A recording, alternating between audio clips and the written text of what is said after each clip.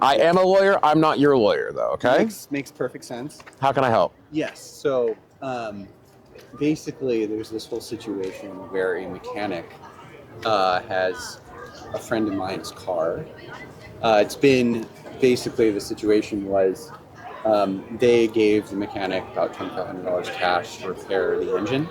And over the course of an entire year, he's had the car, said it's nearly done, this and that. Said it was done, ready for pickup.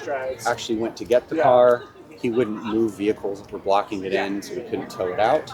Okay. Eventually, I actually went with them to the mechanic, almost a show of force. After we went to the police to ask them what to do, they said they couldn't go over to get involved. So we went there, and he did let us tow it and remove it. Turns out he did no work at all.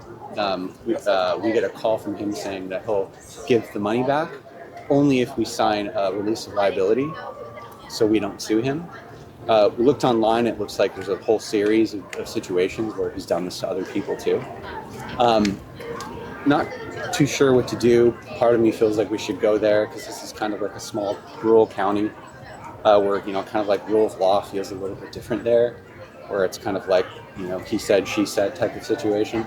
So part of me feels like we should go there and ask for the money back in person. And if anything happens, we call the police to come there, because they said they would not arrive to assist with the situation unless there was an emergent situation involved. Otherwise, we have to go through small claims court and all of that. But just kind of a crazy situation. Here's it. The rule of law is the rule of law wherever you are, course, right? yeah. A contract's a contract wherever you are. The guy is So kind of off his rocker. here's the thing. Yeah. There's a legal answer and there's a practical answer, okay? The way I practice is I primarily focus on best course of action, perhaps not necessarily black letter law options. You could sue him. You could actually sue. If somebody promises, you had a contract, right? You said, hey, I promise to fix your car for $2,500, and I say I'll get it done within the next period of time. I don't get it done, or it never happens. You give the car back. You didn't perform the service. You're not entitled to the payment, right? Yeah. We had an agreement. That's the contract. Yep. Work for money. You didn't do the work. I get the money back, right? You could most certainly file a lawsuit in small claims court to do that. Yeah. And filing a lawsuit in small claims court is not that hard. You go to the county website where the defendant lives. Yeah. There's a form, you print it out, it's like a Mad Lib, you fill in some blanks, check a box, and you file it. It costs $20 to $50 to file, and it costs $50 to $100 to have the sheriff go out and serve a copy of that onto the person. Once they get it, starts a timeline, right? They have 30 days to respond.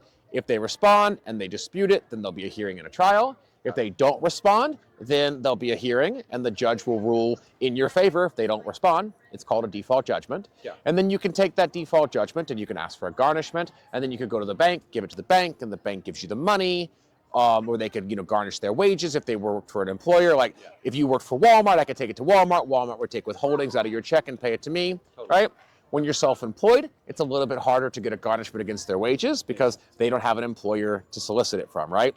So you'd have to find their bank. They'd have to have funds in that account in order for you to seize them, right? You are more than likely not going to get damages, right? You're only going to get damages if you can actually prove that you had actual economic losses and damages for not having the vehicle. But because there wasn't a defined period of time, we're going to fix the car within 90 days. Sure. It was just, we're going to fix it. And you let them have it for a year without asking for it back. You can't be like, well, you owe me for a rental car for 1 year, right? You're not going to, because you didn't, it was there wasn't a defined timeline, right? They never agreed on a period of time. Got it. Right? So you're not going to get more than what you paid. Yeah. If he's currently offering you what you paid, and a lawsuit isn't going to get you more than what you paid, right? Then you're better off taking him up on the amicable deal. If you get your money back, you have no reason to sue him. Yeah. So you don't have a reason not to sign a paperwork saying you won't sue him if he's giving you what you want. Given we're not going to get that much more. Correct. There's no upside to suing them. Suing is when you need a force of action, when the other party won't cooperate or won't capitulate or won't do what you want. Yeah. But if they're offering to do what you want, right, then there's no reason not to do it. When you settle with an insurance company for a car accident, right, in order for Geico to write you a check for me hitting you, you have to sign a form saying that you're not going to sue me anymore. Yeah. Dismiss the lawsuit. Everything's done. You'll never sue me again for any claim ever again about all of this, because that's how you get the money, right?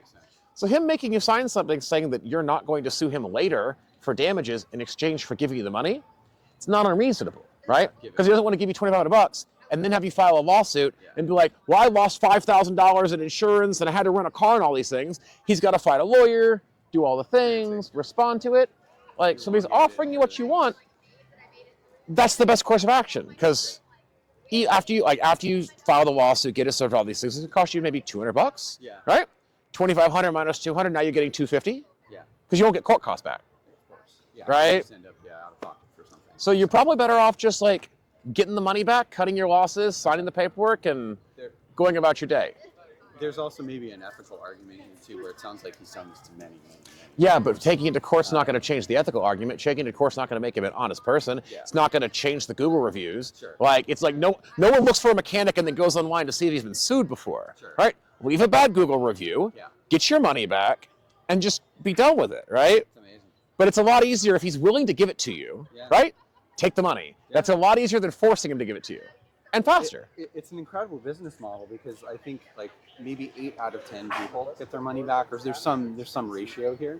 So he's making money by consistently ripping people off. I mean, some people just abandon their cars because they're not worth fixing or repairing. Some people forget about it. I mean, I've known people who like years to fix cars, and I don't understand why. Okay. Like, but That's super helpful though. Yeah, there's not much more we're gonna get out of it. you're not going to get to that. You're not like you don't have verifiable damages to argue. Like him being a shitty person, and you didn't have an agreed upon time, Yeah. right?